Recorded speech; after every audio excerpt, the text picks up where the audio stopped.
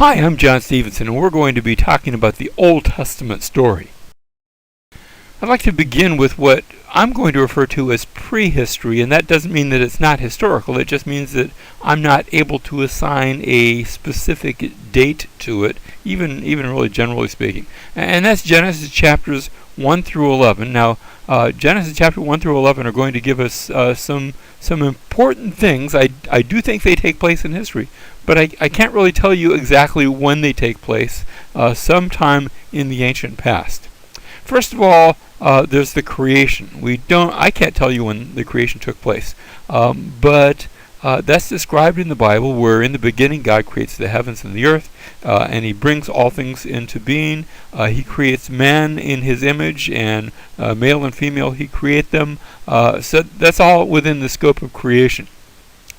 Next, Genesis chapter 3 tells us about the fall into sin, where man eats of the forbidden fruit, the fruit of the tree of knowledge of good and evil.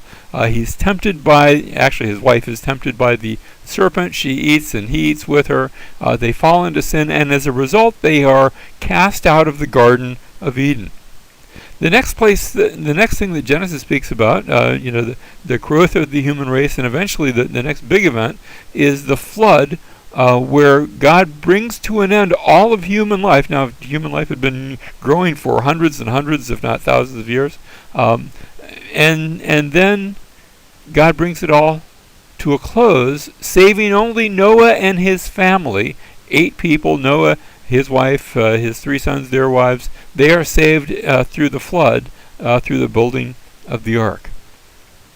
Next, the Bible tells us in Genesis chapter 11 about the building of the Tower of Babel. That is, as the human race again begins to grow, they move down into the land of Shinar.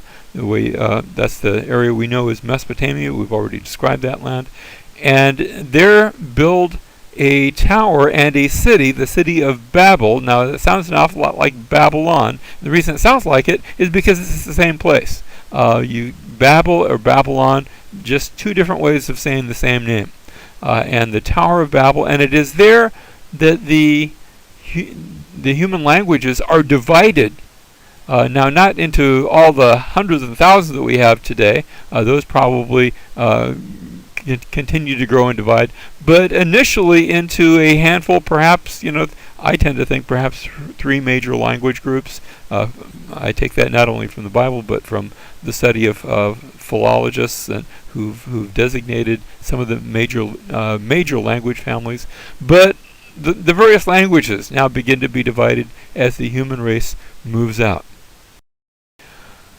Next, I come to the story of Abraham, and as we do, now we're in the midst of what we call Old Testament history, and we are able to assign relative dates to this. So Abraham, we're going to put him around 2000 BC, and this kicks off the period of the patriarchs, where we have Abraham, Isaac, Jacob, and Joseph, and that's from 2000.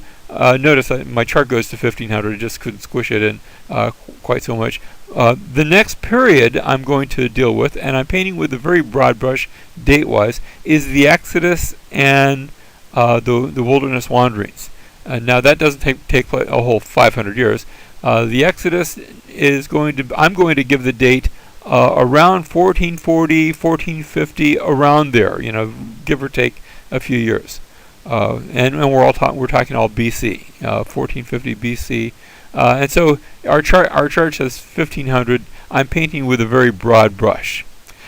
Next, we have the period of the Judges, and that is quite a lengthy period, about 350 years, bringing us up to around 1000 BC.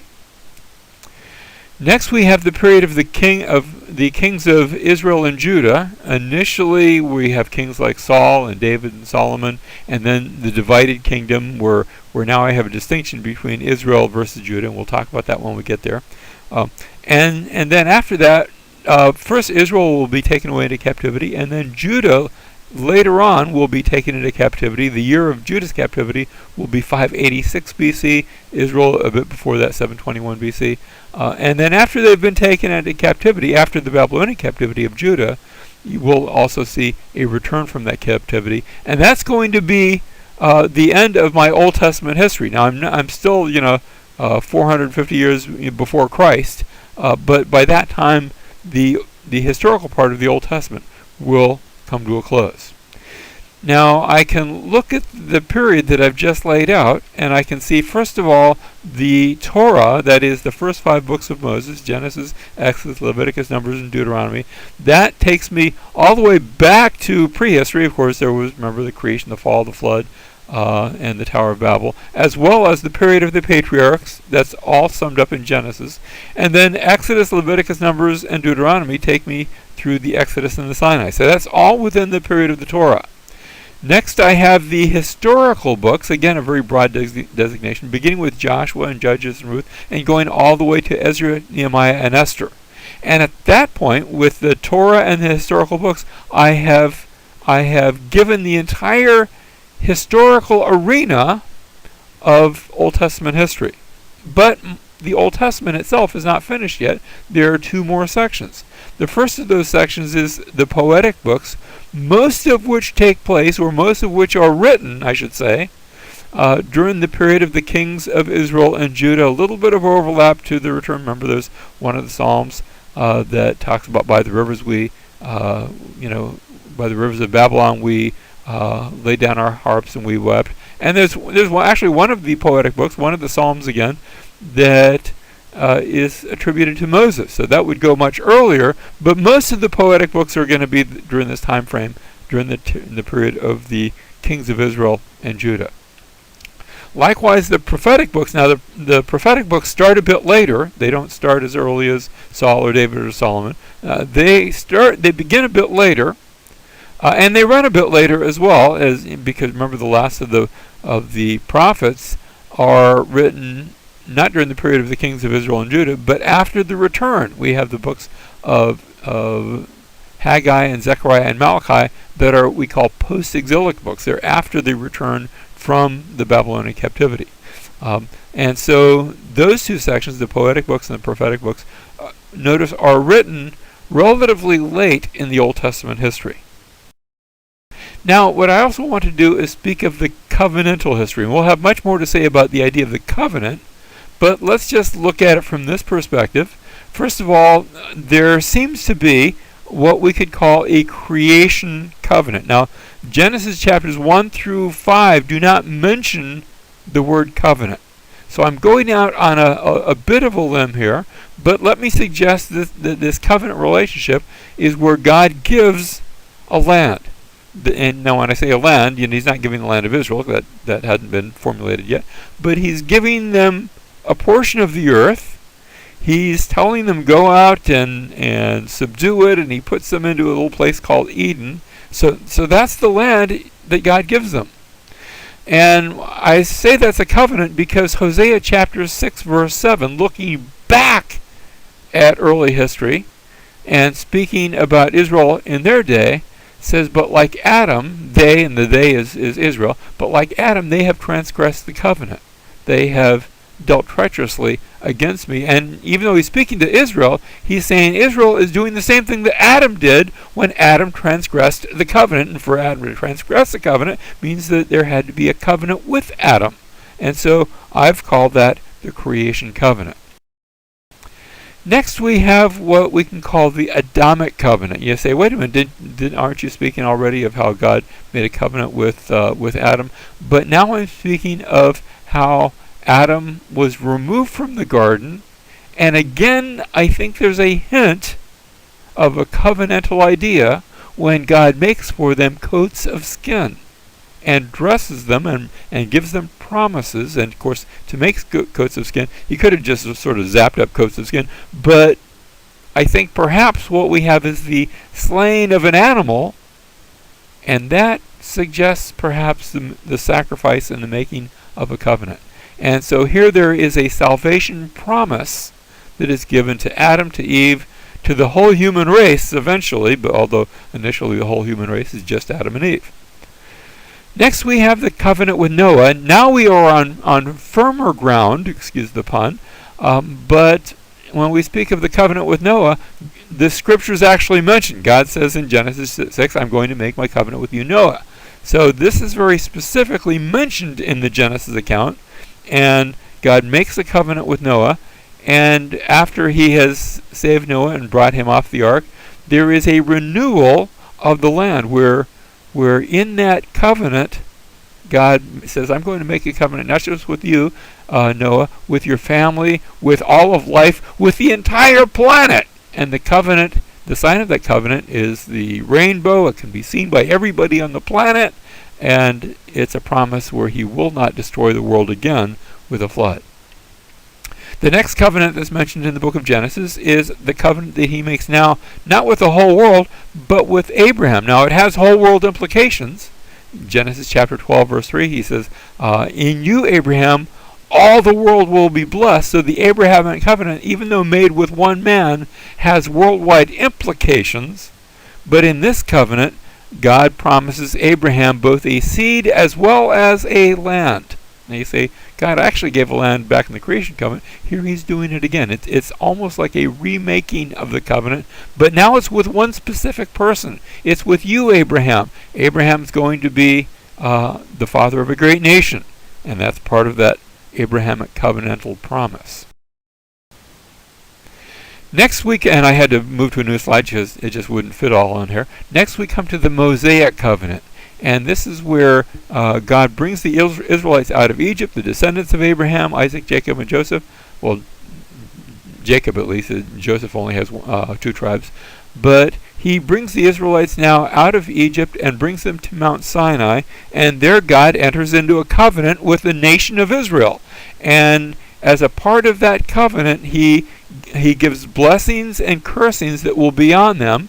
Blessings if they obey him, cursings if they disobey him, and it's meant to be sort of carried out once they get into the land. These are land blessings and land cursings, and the blessings and cursings there really tell the story of the rest of the Old Testament about, and of course we know the rest of the story, that Israel did not obey. They did not, instead of receiving the blessings, more often than not, they received the cursings when they were in the land, and the worst of the curses would be that they would be removed from the land.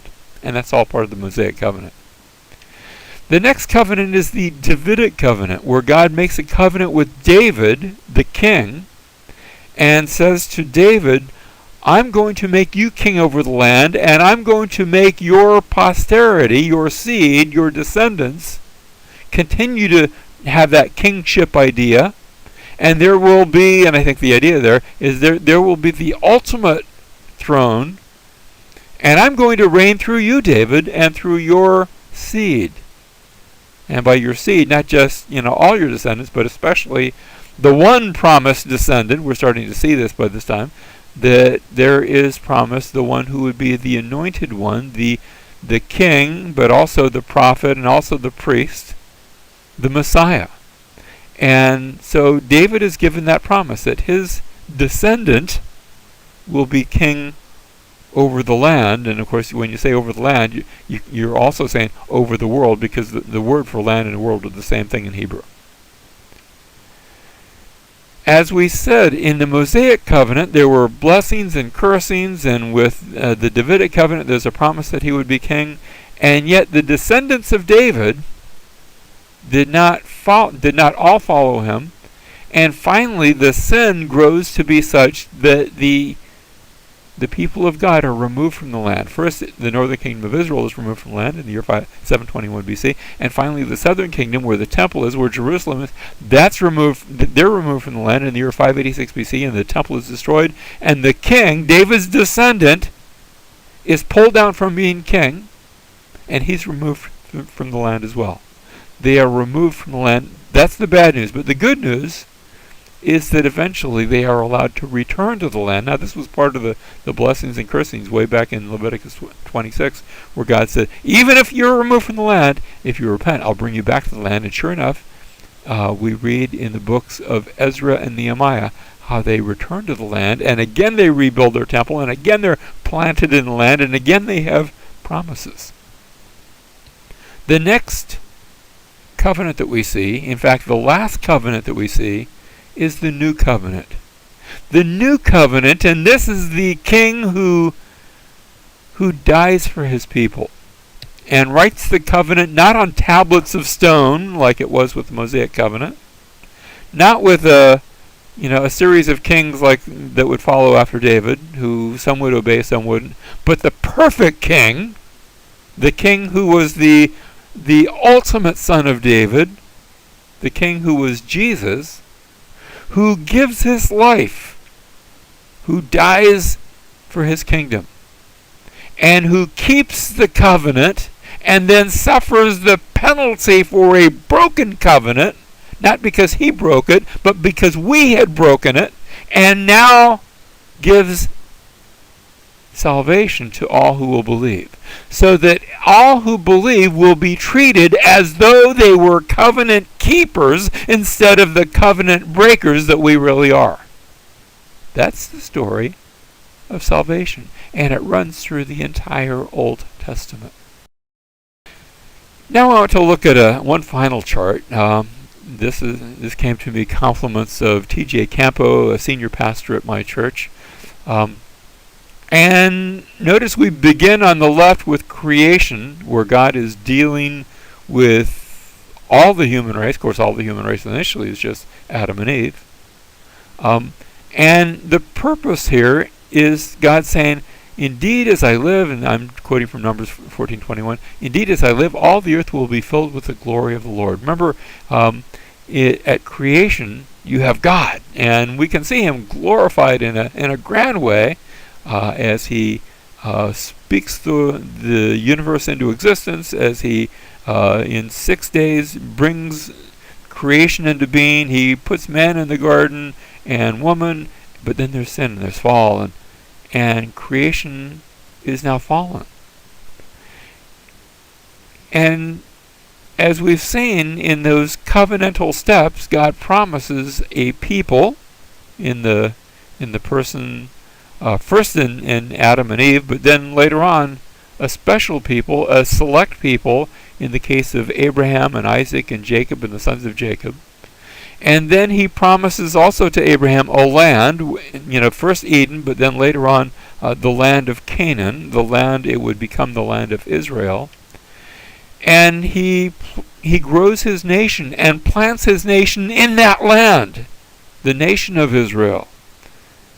And finally, we saw in that covenantal approach that He establishes a king, where He is the ultimate king, but He's establishing a king. First it was Saul, but Saul didn't work out, and then it was David and Solomon and the line of David throughout that Old Testament period. And it's all getting narrower and narrower. You see, first we're dealing with everybody, and then a people, a specific people, and then a specific land, and a specific nation, and a specific king.